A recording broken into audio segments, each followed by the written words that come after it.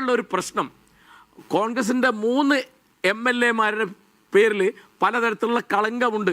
അതിലേറ്റവും പ്രധാനം രാഹുൽ മാങ്കൂട്ടത്തിലാണ്, കൊല്ലത്തെ MLA, വേറെ ഒന്ന് പെരുമ്പാവൂർ MLA എൽദോസ് കുന്തപ്പള്ളിയാണ്, വേറെ ഒന്ന് കോവളത്തെ MLA M. വിൻസെൻ്റാണ്.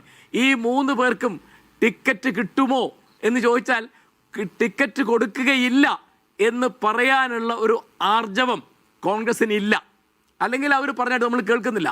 പിന്നെ ഇത്തരം കളങ്കിതർ അപ്പുറത്തുണ്ട്. അതായത് ഇപ്പോൾ കൊല്ലത്തെ MLA M. മുകേഷ്, അല്ലെങ്കിൽ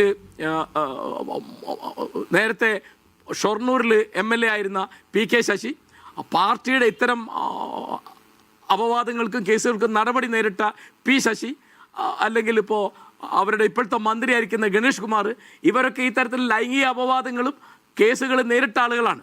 അപ്പോൾ കളങ്കിതരായ ആളുകളെ മാറ്റി നിർത്തുക എന്നൊരു പരിപാടി ഉണ്ടോ? അത് പറയാൻ പറ്റണമല്ലോ. കാരണം ജനങ്ങളുടെ മുമ്പാകെ നിൽക്കുമ്പോൾ ഞങ്ങൾ ഈ തരത്തിലുള്ള കേസുള്ള ആളുകളെ, ഇത്തരത്തിൽ അക്രമം കാണിച്ച ആളുകളെ, ഇപ്പോൾ രാഹുൽ മാങ്കൂട്ടത്തിനെ പാർട്ടിയിൽ നിന്ന് പുറത്താക്കി, എന്നിട്ടും അദ്ദേഹം മത്സരിക്കുകയില്ല, അദ്ദേഹത്തിന് ടിക്കറ്റ് കൊടുക്കുകയില്ല എന്ന് പറയാൻ PJ കുര്യനെ പോലെ മുതിർന്ന ഒരു നേതാവിന് പോലും പറ്റാത്തൊരവസ്ഥയുണ്ട്. അപ്പോൾ ഏറ്റവും പ്രധാനം ജനസേവനമാണ്. അതിന് ഏറ്റവും വേണ്ടത് ആളുകളുടെ സ്വഭാവശുദ്ധിയാണ്. ഈ സ്വഭാവശുദ്ധി ഇല്ലാത്ത ആളുകളെ മത്സരിപ്പിക്കുന്നു. പിന്നെ എനിക്ക് മനസ്സിലായിട്ടില്ല, ഇവിടെ എപ്പോഴും വരുന്നൊരു കാര്യമാണ്, ഒരാൾ MLA ആയിരിക്കുമ്പോൾ അയാൾ MP ആയിട്ട് മത്സരിക്കുക. അപ്പോൾ PV അൻവർ നിലമ്പൂർ MLA ആയിരിക്കുമ്പോൾ പൊന്നാനി പോയിട്ട് MP ആയിട്ട് മത്സരിക്കും. ഇതുപോലെ മുകേഷ് കൊല്ലത്ത് MLA ആയിരിക്കുമ്പോൾ MP ആയിട്ട് മത്സരിക്കും. അതുപോലെ തിരിച്ചും. അപ്പോൾ പാലക്കാട് MLA ആയിരിക്കുമ്പോഴാണ് ഷാഫി വടകര ചെന്ന് മത്സരിക്കുന്നത്. അദ്ദേഹം ജയിച്ചു, മറ്റു രണ്ടാളും തോറ്റു. അപ്പോൾ ഈ തരത്തിൽ MLA MP ആയിട്ട് മത്സരിക്കുക, MP MLA ആയിട്ട് മത്സരിക്കുക, ഇതൊക്കെ ആവശ്യമുണ്ടോ എന്ന് എല്ലാ പാർട്ടിക്കാരും എല്ലാ മുന്നണിക്കാരും ആലോചിക്കണം. കാരണം അതിലൊക്കെ ഒരു അനൗചിത്യമുണ്ട്.